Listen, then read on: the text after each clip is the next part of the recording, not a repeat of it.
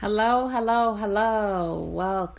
Welcome to ER Emotional Response. This is Life Coaching with Ink. Ivory, how are you doing today? Today is Friday, a day short of my usual recordings. I had abrupt information where a dear acquaintance of mine's father passed away, and it was unexpected.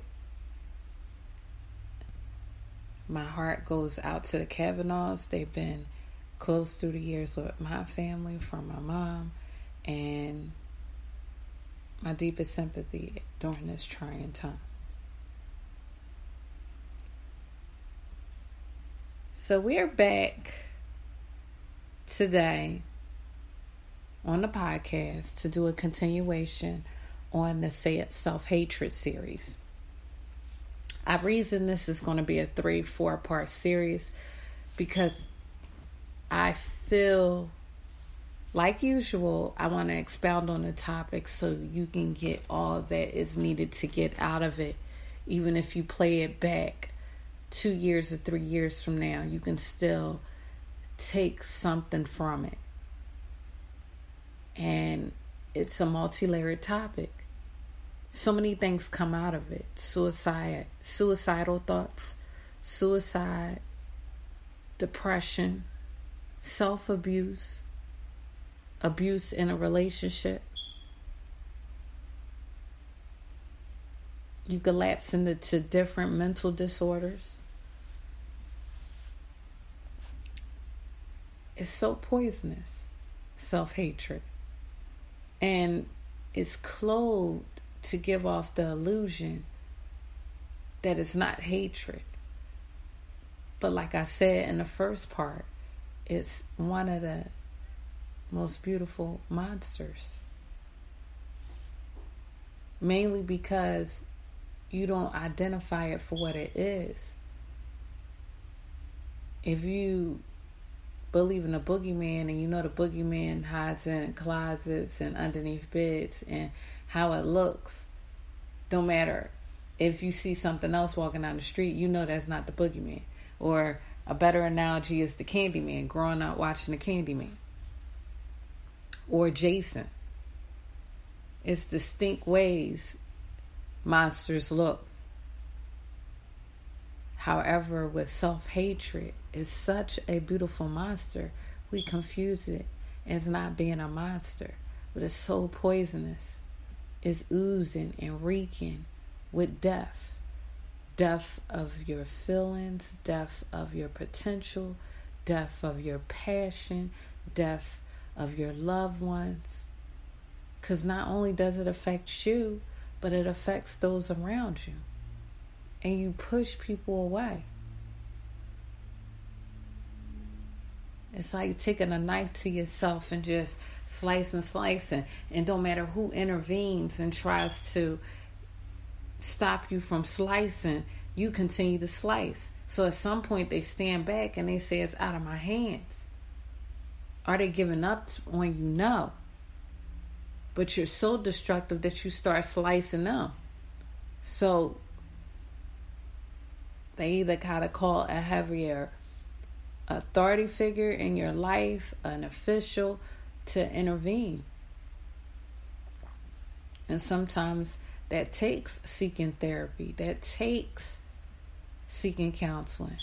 And it's only to make you better and grow into a better person.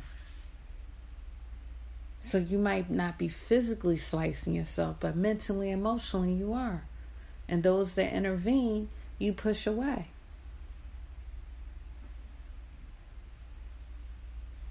I want to list some things that occur when self-hatred is involved.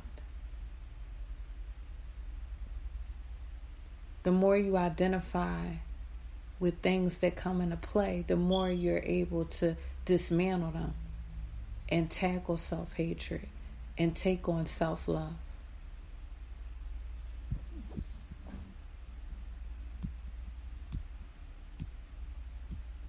My heart is heavy because this is a silent deadly storm that a lot of people go through and they don't talk to no one about. But you see it in their countenance.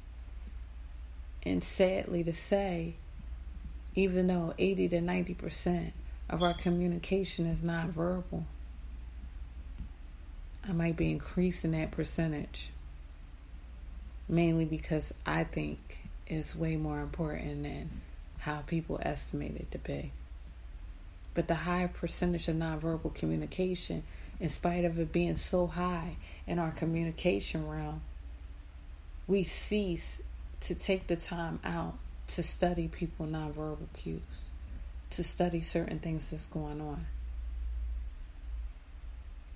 And so people get stuck and think the wrong things are empowering. They put the wrong feelings in front, and the intensity behind those feelings are heightened because they get placed in front. One of the things that does come up when self-hatred is involved is you have a trouble accepting compliments. The minute someone compliments you, you dismantle it with a negative thought. Your hair is nice. Oh, it need to be done. Oh, it's old. Why not just say thank you? You have a beautiful complexion. Oh, but my sister is this complexion. Oh, I need to get out and do a tan. Your skin looks soft. Like, you dismantle any compliment. You have an awesome job. Oh, but such and such stresses me out. And if I had their job, I would be way better.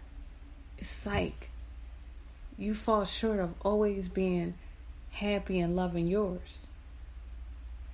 So because of that, when somebody comes up and says different things to compliment you, you dismantle it because of the self-hatred you have towards yourself.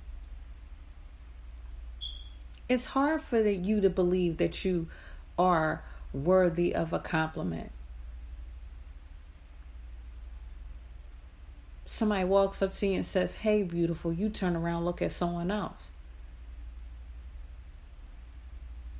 Why not just say thank you? Let it build you up. Let it affirm what you see in the mirror. And if you don't see it, learn to see it. Learn to see the beauty in the way your eyes are shaped, your nose is angled, and the fullness of your lips, or the ankles of your lips, the tone of your skin,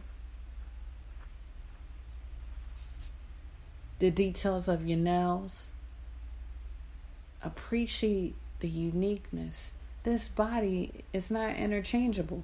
You don't all of a sudden get to jump in another body, so you might as well get comfortable in this one. Accept you for who you are. You have full eyes, nice bright eyes. You have nice narrow angled eyes.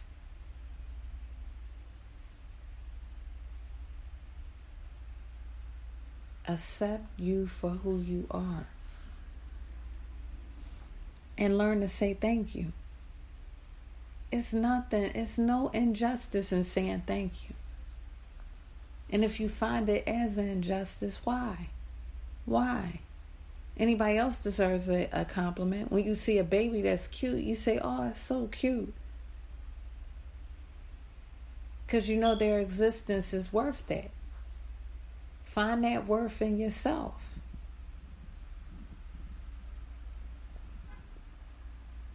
When I was going through my teenage years, I did battle with my weight.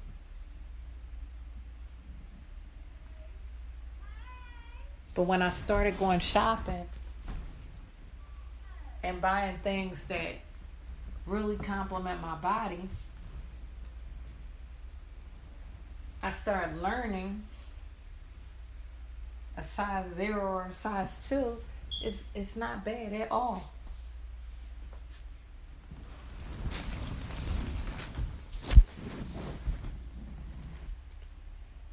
But I had to grow into that. And I'm not saying that you have moments in life where you doubt yourself, or your self-esteem is not as strong as it is supposed to be.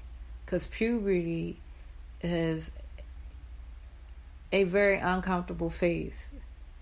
You might be a very attractive person, but you might be going through different changes inwardly with your emotions. So it could be a very awkward stage. And so your 20s is the filling out of the residue of your teenage years.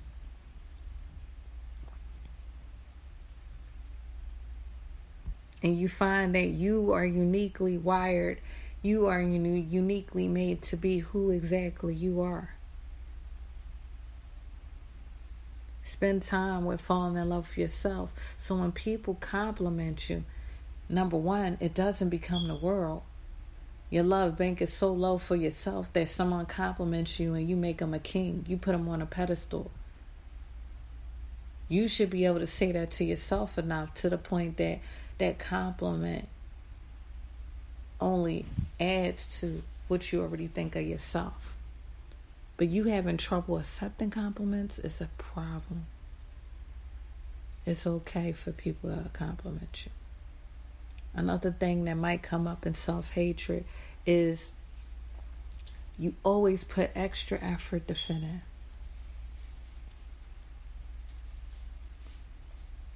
Extra effort. Just be yourself. When you hate being yourself, you will try so hard to be somebody else that you will almost fake it around others. And then your life is all about building a good impression. That's very fictitious. Be yourself. Do everybody have to know your flaws? No. As they grow and connecting with you and build a deeper understanding with you, then you feel comfortable to share with them.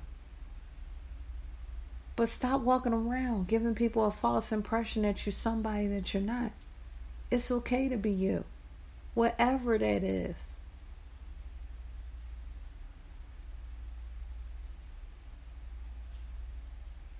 Do what you love to do, not what others love to do. Because the one thing for certain, at the end of the day, the only the only pair of eyes that's looking back at you is your eyes. And if you disappoint that person behind those eyes, the world doesn't mean nothing. The world doesn't mean nothing. If the two eyes that reflect in that mirror when you look at it, and you go around trying to be everybody else except you, you're doing the biggest injustice. Because this is only one skin. You're only in this body to the end. Not temporarily where you could switch out and be somebody else. This is you. So why not be comfortable in you? Another thing that will come up with self-hatred is you take other people's criticisms personally to the point it's the end of the world. I don't like that. Okay, they might not like anything that you have or got going on for yourself. So, I've always been a person that walk according to the drum of my own beat. And a lot of people that will spend time with me will tell you that. Because at the end of the day, you can have 400 people liking one thing and that one person turn around and not like it. And you have to be confident enough to say so. And not all